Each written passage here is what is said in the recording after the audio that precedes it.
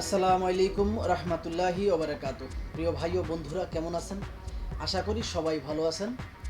দেশ ও প্রবাস থেকে যারাই এই মুহূর্তে ভিডিওটি দেখতেছেন, আমার পক্ষ থেকে রইল আপনাদের জন্য আন্তরিক মোবারকবাদ।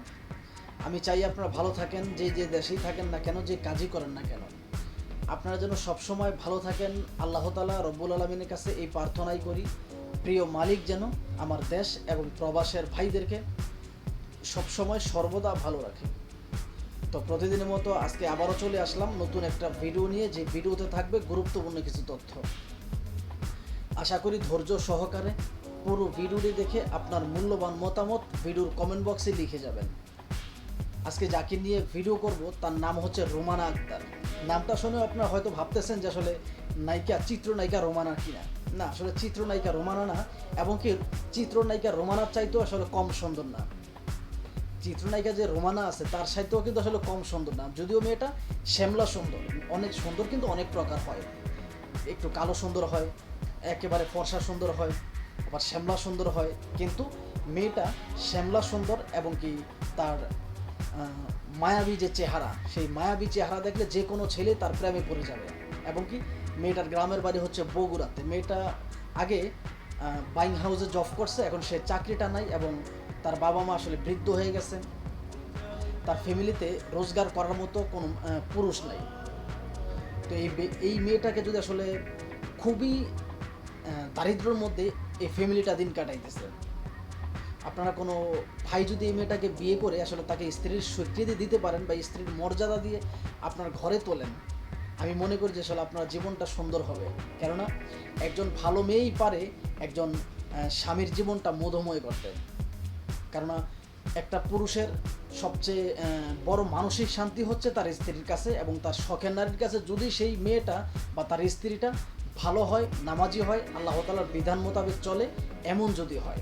কেননা যদি আপনি দেখেন আপনার স্ত্রী যদি আসলে ভালো না হয়, তাহলে কখনোই আপনি মানসিক শান্তি পাবেন না, শুধুমাত্র মানসিক টর্চার ছাড়া। তো এই মেয়েটা আসলে বাইং হাউসে আগে জব করতো, এখন 2 বছর মতো বাইং হাউসে জব করছে।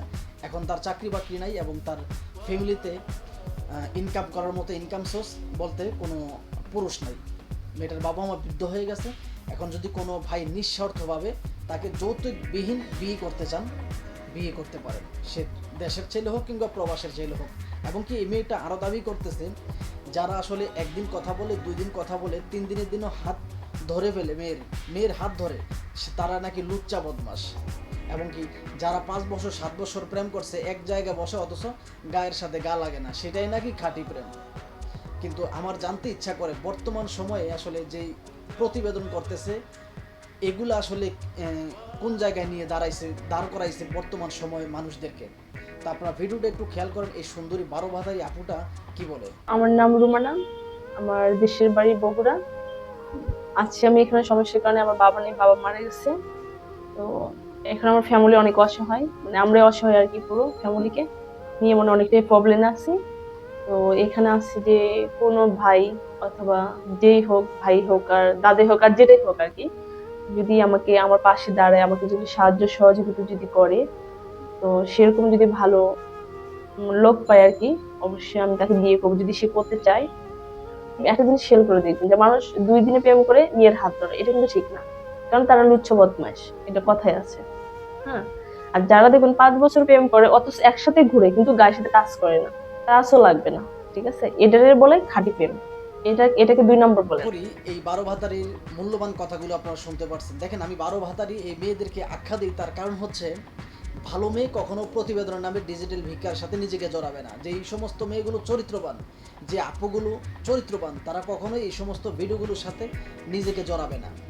আর যেই সমস্ত মেয়েগুলোর আসলে নিয়ত খারাপ, তারা সবসময় এই সমস্ত ভিডিওগুলোর সাথে নিজেকে জড়াবে আমি মনে করি। কেননা যেই সমস্ত ফ্যামিলিগুলো আর্থিকভাবে দুর্বল, কিন্তু তাদের ইজ্জত সম্মানের চিন্তা ভাবনা করে, তারা চিন্তা করে হয়তো আমি আর্থিক দুর্বল, হয়তো আমার ঘরে 3 বেলার খাবার নাই, কিন্তু আমি কারো কাছে হাত পাতবো না, আমি যথেষ্ট পরিমাণ চেষ্টা করব আমি রোজগার করার জন্য, এটা চিন্তা করে। ওদের মতো 12 ভাতারি যে মেয়েগুলো, তারাই একমাত্র এই ভিডিওগুলোর সাথে জড়িত। শুধুমাত্র ওরা যে জড়িত বিষয়টা কিন্তু এরকম না। একাধিক ভিডিও, প্রত্যেকটা ভিডিওতে একটা ভিডিওতে নিজেকে এমনভাবে উপস্থাপন করে এই সমস্ত মেয়েগুলো, আপনারা কখনোই বিশ্বাস করবেন না যে আসলে একটা মেয়েই কখনো সালোয়ার কামিজ পরে, কখনো হিজাব পরে, কখনো আসলে কি বলে শাড়ি পরে, কখনো আবার মেকআপ করেই নিজেকে সামনে প্রেজেন্ট করে, যাতে মানুষ বুঝতে না পারে যে আসলে একটাই মেয়ে একাধিক ভিডিও। এবং কি বিভিন্ন সময় বিভিন্ন ভিডিওতে বিভিন্ন নাম ব্যবহার করে এবং বিভিন্ন জেলা ব্যবহার করে, বিভিন্ন বিভাগ ব্যবহার করে, বিভিন্ন গ্রাম ব্যবহার করে, বিভিন্ন থানা ব্যবহার করে। এক এক নতুন ভিডিওতে নতুন নাম, নতুন ঠিকানা, নতুন আসলে জেলা বিভাগ সব কিছু। তো এই সমস্ত মেয়েগুলোর পাল্লায় পড়ে কতজন প্রবাসী যে আসলে দেউলিয়া হয়েছে, এটা কি বল, যারা আমার সাথে যোগাযোগ করে একমাত্র তাদেরকে আমি একটা প্ল্যাটফর্মে নিয়ে আসতেছি। এই সমস্ত মেয়েগুলোর ফাঁদে পড়ে যে সমস্ত ভাইয়েরা ধোকায় পড়ছেন, তাদেরকে আমি একটা প্ল্যাটফর্মে নিয়ে আসতেছি। তো এরকম তো বহু আসলে প্রবাসী আছে যে আসলে দিনে দিনে প্রতারিত হইতেছে এই সমস্ত মেয়েগুলোর কাছ থেকে। আর এই সমস্ত মেয়েগুলো বিশেষ করে শুধুমাত্র টাকার জন্যই কিন্তু এই ভিডিওগুলো তৈরি করে, এবং এই ভিডিওগুলোর সাথে শুধুমাত্র যে ইউটিউবার যে দালালগুলো আছে না, ওই দালালগুলো সবসময় জড়িত। এই দালালগুলো সবসময় ক্যামেরার পিছনে থেকে মেয়েদেরকে ক্যামেরার সামনে রেখে ভিডিও করে। কেননা মেয়ে ব্যবসা সবচেয়ে জমজমাট রমরমা ব্যবসা, মেয়ে ব্যবসা। ওদের ইউটিউব চ্যানেলে আপনি দেখবেন, ওরা বা ফেসবুক পেজে দেখবেন যে আসলে ওরা লিখে রাখছে, আমরা ভিডিও করি দেশের বিভিন্ন জেলায়, বিভিন্ন প্রান্তে গিয়ে আমরা শুধুমাত্র অসহায় দুঃখী মানুষের ভিডিও করি। কিন্তু ওদের অসহায় মানুষ বলতে ওরা শুধুমাত্র মেয়েদেরকেই বোঝায়, ছেলেদেরকে বোঝায় না, বৃদ্ধদেরকে বোঝায় না।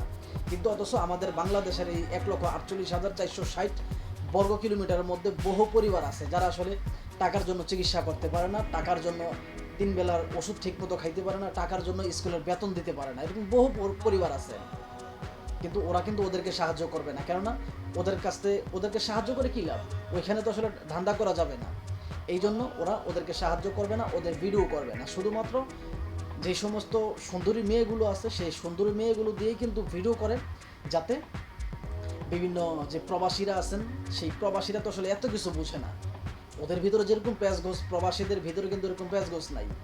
প্রবাসী যে ভাইয়েরা আছেন তারা সরল সোজা মানুষ, তারা পরিশ্রম করতে ভালোবাসে, তারা তাদের শখের নারীকে সুখে রাখতে ভালোবাসে। সেই চিন্তা করে যে আসলে আমার একটা শখের নারী যদি হইতো, তাহলে আমি আর তাকে আমার 7 রাজার ধন হিসেবে তাকে আমি আখ্যা দিয়ে আমার কলিজার ভিতরে ঢুকিয়ে রাখতাম। এই কাজগুলোই কিন্তু প্রবাসীরা সবসময় করে। আর ওই দুর্বলতার সুযোগটাই কিন্তু এই সমস্ত 12 ভাতারি মেয়েগুলো নেয়। ওরা বলে যে আসলে 2 দিন কথা বললাম না, 3 দিন কথা বললাম, বলে যে আমাকে একটা কিস করতে। আরে 1 দিন 2 দিন কথা বলার পরে যদি কিস করতে বলা না যায়, তাহলে 1 দিন কথা বলার পরে টাকা চায় কীভাবে এই সমস্ত 12 ভাতারি মেয়েগুলো? আমার প্রশ্ন হচ্ছে ওই জায়গায়। তো যাই হোক, এই ভিডিওটি আসলে কাউকে উদ্দেশ্য করে বানানো হয় নাই, শুধুমাত্র সতর্কমূলক ভিডিও। প্লিজ কেউ খারাপ মন্তব্য করবেন না। ভিডিওটি ভালো লাগলে লাইক, কমেন্ট, শেয়ার এবং কি চ্যানেলটি সাবস্ক্রাইব করে আপনাদের পাশে থাকার সুযোগ দিবেন। ভিডিওটি যদি ফেসবুক পেজ থেকে দেখে থাকেন তাহলে পেজটি ফলো দিয়ে পাশে থাকার সুযোগ দিবেন। আল্লাহ হাফেজ।